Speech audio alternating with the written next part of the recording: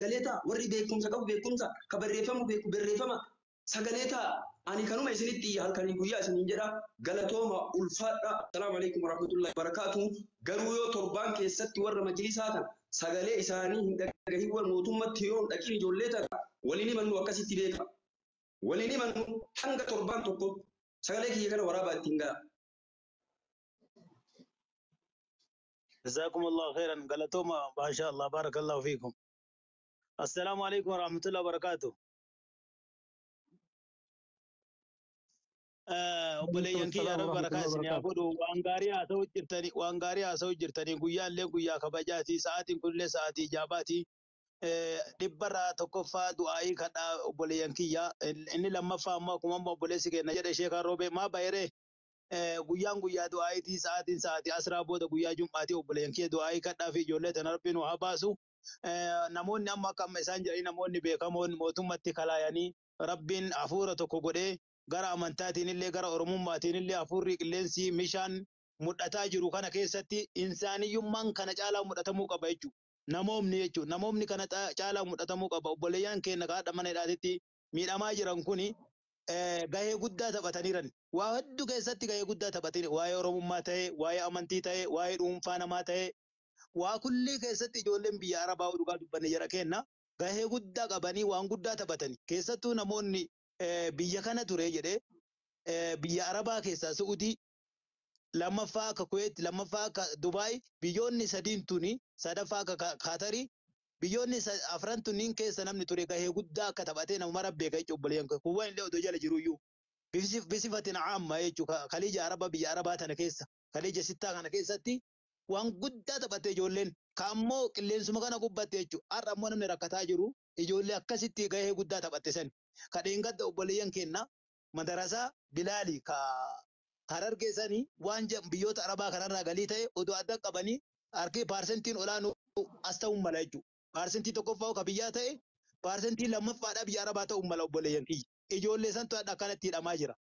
Yoo kunillee hidhamee jedhe ka biraattu faana hidhamaa jira. Kanaaf obboleeyyan kiyya carraan guddaan rabbii keenya harka jira. Rabbi nu haa hiiku. Yaa Rabbi nu hiiki ijoollee tana. Wallaahi yaa Rabbi nu hiiki. Rabbi mootummaa tana lachuu Rabbi haa laaffisu. Mootummaani amriin eega rabbiitii jaruma lamaan harka jira. Wallahi wabillahi amriin eega rabbii keenyaati ganduma kana lamaan harka jira. Ganduma Itoophiyaatiif ganduma nu keessa jiru kana keessa jira. Yoo lakki andalagata barbaada mootummaan biyya kanaa kunillee kasaaraan barbaadu warroonni abbootii teennaa asiin dura asii bilaashe fe'aa turani anamman fe'uu herreega keessaniin fe'adhu yoo ka jedhan ta'e anillee miskiina biyya miskiinaati dalagata barbaada fe'uu hin danda'u ummanni gadhaabataan jiru asiin dhufa asiin deeme haa ka jedhamu ta'e ummata deebuu qaba wanni kun. Yaada akkanaati namoonni gurgurtaa mootummaa nu dhaquu qaba. Abbaan hin galfata mucaa ofii. Abbaan dadhabu Oromoon ni galchiti. Oromoo waan guddaa dalaguu jirti obboleeyyan kiyya. Haasawa qabatama qabu haasawa kanaa mootummatti nu dhaqanii ummanni haa galfatu herreega ofiitiin. Wallahi ummanni haa galfatu. Eega Suudii illee didde eega biyyi keenya mootummaan biyya keenya illee kadhitu ta'e ummanni herreega ofiitiin haa galfatu. Kanaa ol baasu jira ummanni. Jara keenya dhugaa dubban. Wallahi kanaa oltu bahee as gahe. Namni tokko manaa bahee biyya keenya keessa bahee Sumaalee keessa bahee Bahara keessa bahee Yamanii keessa bahee Suudii ga'uuf herreega xaayiraa kanaa ol baasee as gaha yoo dhugaa dubbanne. Ka zulmiin irraa nyaatan malee ka qabatanii tumanii irraa fudhatan malee kammaan ufiitachi kennee as ga'u ka xaayiraa kana caala yoo dhugaa dubbanne jara keenya.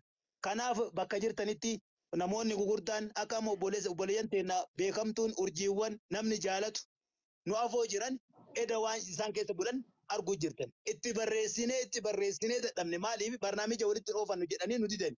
Nu galchaa rakkoo ijoollee tanaa dubbannaa du'aayii godhaaf jennee itti barreessinee dadhabne maaliif barnaamija itti kaane san bakkaan geennaa jedhanii arguu dhabaniiti miti. Namoota akkanaa kanaan nu ga'a namoota akka Kaamil Shamsuu akka Ahmadiin Jabal akka Raayyaa kunniin haayimu mootummaatti yaa namni dhumoo jira wallahi. Wallahi ijoollee dhiiraa irraa nama qaamni irraa citee jiraa jedhan shamee irratti.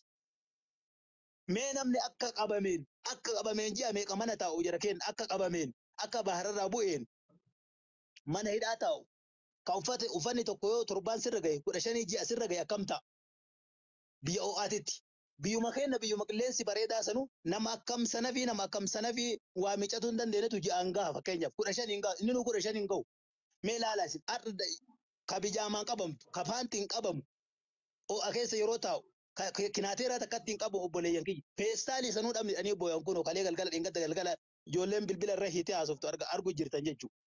Feestaalimmaan sunuu dhabamee jedha waan awuraa ofii sattaratanuu dhaban jechuudha obboleeyyan kiyya. Kanaaf rabbii keessanii jedha namoonni jara kana bilbila qabdan jaroota beekaman kana bilbila jaraa qabdan itti bilbilaati bifa kanaan mootummaan Suudii illee eegatidde wallahi nu gargaareera uummanni kun isaan illee waan koman nu qabnu waggaa meeqa nu gargaara waggaa gara 50 olii ta'u obboleeyyan kiyya har'a kaleen deemne namni keenya ulamaayitu as dhufee addunyaa fayyade karaa baharaa kanaan nu fayyadanii jiran nu gargaaranii jiran isaan illee waan koman nu qabnu waan ofii dhooggatan kennallee eega lakki an dalagata barbaada an intan da ummata kana fee ummanni kun dhaabataan jiru karaa kun citaan jiru eega jedham karaa rabbi kute malee namni kutee hin danda'u Suudii illee hin dandeettu Itoophiyaa illee hin dandeettu karaa kana kutte yoo rabbummaan kute malee hagasiif yaada dhaabatama qabu kana mootummatti nu kaleessa tiraanspoortiin xayyaarri akka ummata deebi'ee ummanni kun ibidda san keessaa bahu bar waa ummanni kun ta'u hin beeknu obboleeyyan kiyya wallahi ummanni kun bar mootummaa ta'a bar warra achirra taa'ee madaraka irra taa'ee akkasitti bar biyya tana olii gadi oofaaru ta'a ummanni kun bar dhaloota qubeeti dhaloota fuuldura dhufu bifa kanaan warroonni beekumsa qabdanii rabbi isin laaffisee jara keenya kanatti kalleenya qabdan ka mootummaa silatti kaluu qabdu itti haasawi ka mootummaa achi kalaa'uu dadhabde jara keenya ka jaraan wal beekan mootummaa wal beekan afaan tokko haasawan kanatti nu haasawaa yaada kana biraan nu gahaa jechuu barbaadeetan. Shukran. Assalaamu alaikum warahmatullahi wabarakatuh. Ummata keenya dhugaa dubbachuuf yoo taate abdi carraa yoo naa kennite ni naasaya nama na dura as seenee as jirutu illee jira yoo carraa naa kennite dubbadhu jette ni dubbadha nama na dura jiru jira dhiifama namni namatti mufata. Eenyu dubbataara kebeekidha. Ana Okay, warri si dura jiru Sumayyaa fi Abdii natti fakkaata. Dubbadha yana. Rabbi isinirraa haa jaalatu. Dhugaa dubbachuuf yoo taate dhugaan biyya kanaallee balleessuun hin ta'u biyyi kunillee dhima dadhabde wallahi dhugaa dubbachuuf. Wanni kun azaabaa akka ijoolleen kun asitti hin deebine fakkana godhaa natti fakkaate yeroo hunda ijoollee mamma asii baatetu karaa baharaatiin deebitu arga. Deebi'anii asumatti deebi'an. Kunillee akkuma jiru ta'ee biyyi tunillee dadhabde dhugaa dubbachuuf wanni jiru mootummaa biyya kanaa biraa miti. Mootummaan biyya kanaa dadhabee waan godhabee baajata hedduu itti baasee karaa cufee waan godha dadhabee dhiise. Galchaallee dhaqee dadhabee dhiise. Dubbiin jirtu biyya jirti dubbiin.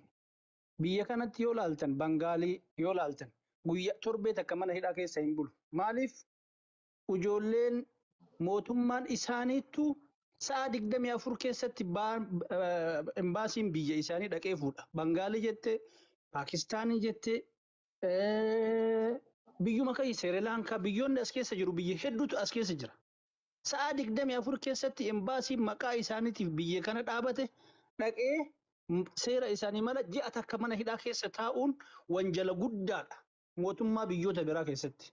Kan kennaa kennumatu nurratti laafe maal goonaa daardaarii deemne wallahi alazim mootummaan biyya kanaa nu danda'ee jira akka nuti asitti wal dhugaa biyya tanaa cabsuullee hin danda'amu dhugaa kanallee ummanni kun haga isaaniitti nu danda'an akka badii teennaaf nu danda'anii jiran ka amma nu dadhabee nullee fudhatuu dadhabee waan kennallee dubbachuu dadhabee imbaasii maqaa kennaan biyya kana taa'uudha imbaasiin kun silaa maqaa ummata kennaatiif biyya kana taa'a malee waan biriifi miti garuu gara kennayyuu achi gargalee nu laalaa hin jiru ummata kenna laalaa hin jiru mootummaan kun maal haa godhuu barbaaddan mootummaa biyyaati dubbiin ka jirtu dhaqaati haqa jirtu itti hima yoo mootummaan tokko loon abbaan gaafa cabse ormi ija balleessaa jedhan ka mootummaan keessa hin barbaanne kun maal isin haa godhuu barbaaddan giddiidhaan dhuftanii karaa meeqaan cabsitanii dhuftanii wanni inni godhu tokko hin jiru waliin dhama'e irraa muree tikeetii galche